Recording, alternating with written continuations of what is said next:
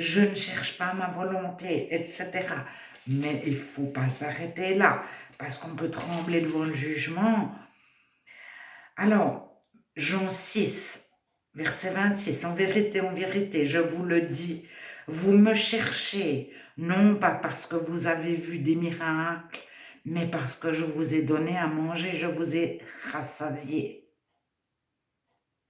Travaillez non en vue de la nourriture qui périt, mais en vue de la nourriture qui subsiste pour la vie éternelle, celle que le Fils de l'homme vous donnera, car c'est lui que le Père, Dieu, a marqué de son sceau.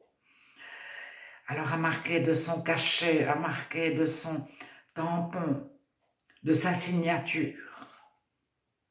Jésus leur dit en vérité, au verset 32, « Je vous l'ai dit, ce n'est pas Moïse qui vous a donné le pain venu du ciel, mais mon Père. » La manne dans le désert, c'est pas Moïse, c'est Dieu.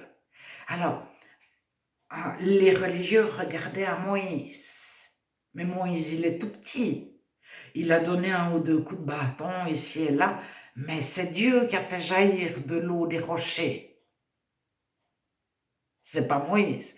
Et la manne, ils trouvaient tous les matins de quoi manger parce qu'ils n'avaient rien à manger.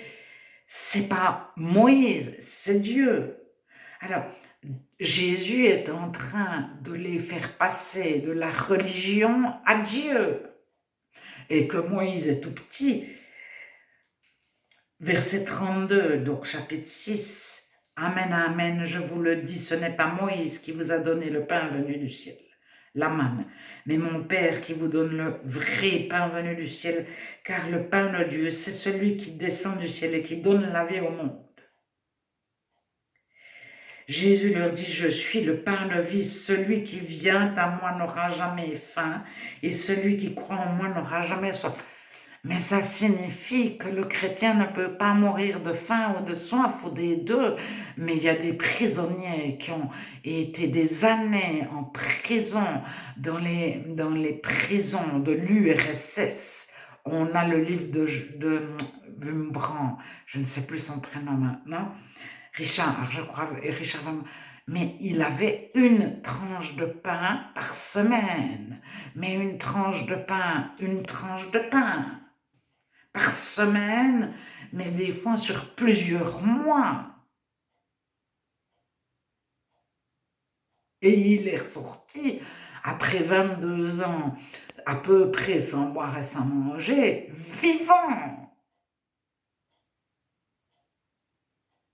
Alors, ça veut aussi dire, alors Jésus, il est là pour que le chrétien ne meurt ni de faim ni de soif.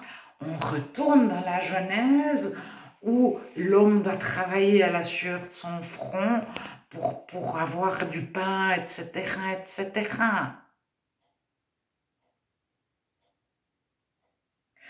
Il y a deux alliances.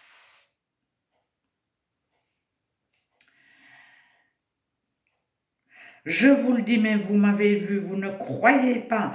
Tout ce que le Père me donne viendra à moi et je ne jetterai point dehors celui qui vient à moi. Car je suis descendu du ciel pour faire non ma volonté, mais la volonté de celui qui m'a envoyé. Or, voici la volonté de celui qui m'a envoyé, que je ne perde rien de tout ce qu'il m'a donné, mais que je le ressuscite au dernier jour. Et c'est répété, je pense, au chapitre 18 de l'Évangile de Jean. J'ai gardé tout ce que tu m'as donné et aucun ne s'est perdu. Il y a Judas qui s'est perdu. Voici en effet, mais bon, Judas, c'est le seul juif qui s'est perdu. Bon, il y avait quelques Grecs, mais il y avait beaucoup de Juifs. Voici en effet la volonté de mon Père, que quiconque voit le Fils et croit en lui a la vie éternelle. Et je le ressusciterai au dernier jour.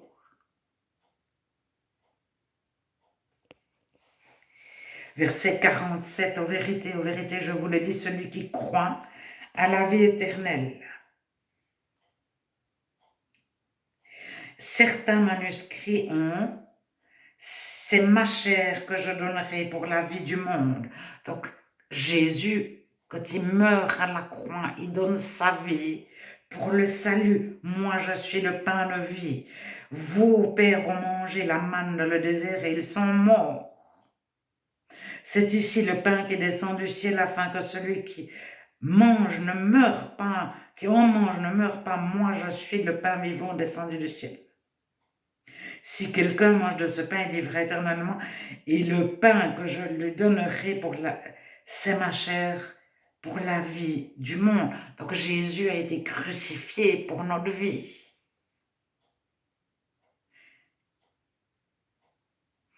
Alors, on a ajouté énormément de choses à ce petit passage.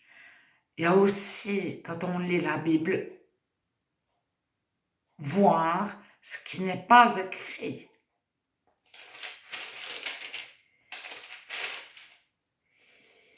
Jean 8. En vérité, je vous le dis, quiconque commet le péché est esclave du péché. À la place de commettre plusieurs manuscrits, enfin, on peut traduire par ou pratique. Amen, amen, je vous le dis, quiconque pratique le péché est esclave du péché. Or, l'esclave ne demeure pas pour toujours dans la maison de son père. Le Fils y demeure pour toujours. Si donc le Fils, donc Jésus, vous rend libre, vous serez réellement libre. Alors ça, je vous invite à ouvrir votre Bible, Jean 8, verset 34. Celui qui est esclave du péché n'est pas sauvé, mais il peut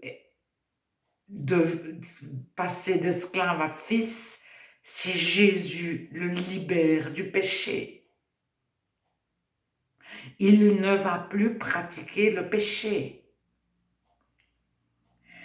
Verset 51, en vérité, je vous le dis, si quelqu'un garde ma parole, il ne verra jamais la mort.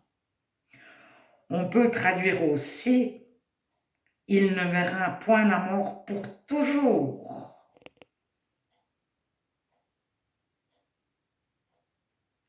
Donc il aura la vie éternelle s'il garde les paroles de Jésus.